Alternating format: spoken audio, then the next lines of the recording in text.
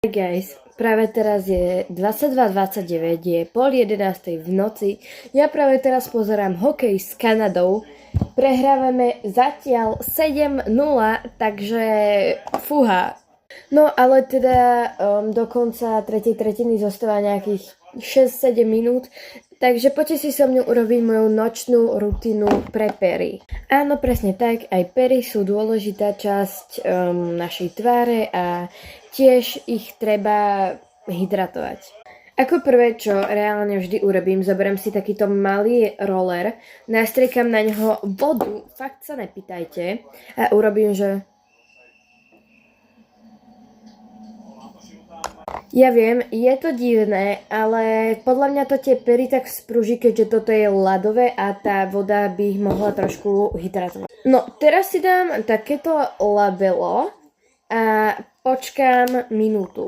No, potom, čo prešla minúta a labelo už som si trošku zlízala z tých pier, zoberiem si toto lip care, tento matcha lip scrub, zoberiem si ho, čo ja viem, v takomto množstve a dám si ho proste na pery a budem toto robiť dovtedy, pokiaľ sa mi tá kožička odumretá proste nedá dole. No, keď už som dlho robila toto, zoberiem si klasický tampónik, zoberiem si čistú zasa vodu takto v spreji, takto si ju tam nastriekam. Dám odtiaľ úplne preč všetko, možno trošku nič nevidíte. Zasa si zoberiem tento roller, urobím toto. Tak. Hej, inak urobil sa mi tu nový pupak. Zas ho takto môžem navlhčiť a...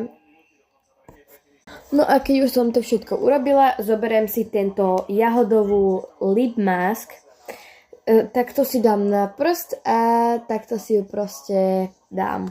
Takže toto bola celá moja lip care nočná rutina. By the way, inak už potom tú masku jahodovú na pery nedávam dole. Takže áno ľudia, toto je aj vaše znamenie, aby ste si aspoň vy dali nejaké to labelo na pery, alebo aspoň si kúpili nejakúto takúto masku na pery, keďže áno, aj pery sú dôležitá časť vašej tváre a robí to veľa.